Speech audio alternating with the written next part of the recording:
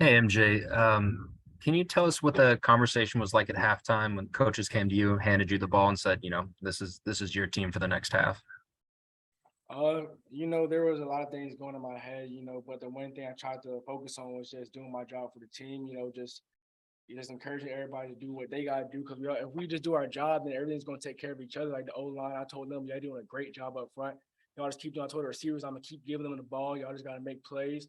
And then it just took off from there. We had a whole different energy coming out of half, and we just got a whole lot of love each other. We had a whole lot of faith. We knew that we was never gonna just lay down to anybody. So that's really the conversation we had and the feeling how it was. Evan, go ahead. I could be mistaken, but did Cyrus just call you Superman on the way out? And if so, is that how you feel right now, like a superhero? He did call me that. I don't know if I feel too much like a superhero, but I do feel really great right now. I feel like a kid in a candy store. I never had this feeling before. First college time, I feel like I got hit by a freight train out there. My body hurt so bad.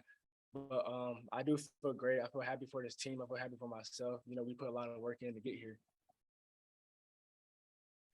Ryan, go ahead. Hey, MJ, was there a particular moment when you got the green light from the coaches to kind of be able to throw the ball more downfield, or was it just kind of a moment in the game where you kind of felt this was the moment? I feel like just as it was going on, we knew that the pass was kind of hurting them. Like the run was doing good too, but we knew the pass was hurting them and knew that we could just keep on doing. I was just making the right decisions, just taking what the defense gave me, just going through my pre-snap sequence, finding out what the defense was, just doing what I was coached to do. Believing in with the O-line that they was going to give me enough time to get the ball off, and that's what they was doing. So just the pass was going to work. That's just what we stuck to. So that's really the conversation over there. Chip, go ahead. And MJ, you guys take the lead, you get the ball back, the final seconds are ticking off, the old kneel down for victory kind of thing. Just what's going through your mind then, just knowing that, the team has had such a great comeback win like this? Just the adrenaline in my body was through the roof. Like to see that score that we had came back down 18, we kept fighting every play. We going through there, risking our bodies, just going out there doing what we got to do to win. We was all just extremely happy, all extremely joyful just to be there and look at that score and just win that ball game. I don't know if you guys get a game ball tonight, but did you get a game ball tonight? Yes, sir, I did.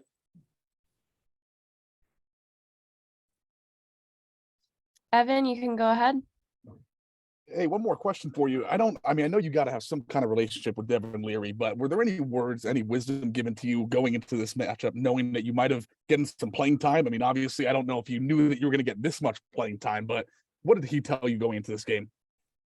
He tells me the same thing every game, every practice, every time I see him. He says, as a freshman, man, you got to protect the ball and go out there and have fun and just play fast. He said, don't think too much when you go out there because things going to get you in a bad place. Just go out there, see what you see, do what you're coaching, just go out there and ball.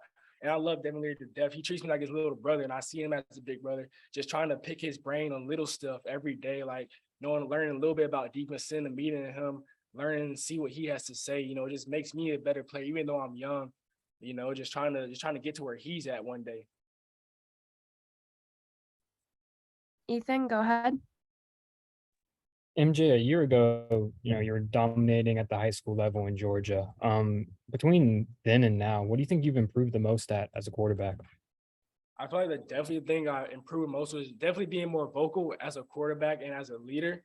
Even though I'm young, I still try to bring out those leader ways and be more vocal to the team because I know the team's gonna react off my energy. If my energy is low, then everybody else is probably gonna be low. But I just try to keep the best energy out there. And then the second thing is really from the coaches, just learning defense, learning how to process defense. I know I still have a lot more work to do.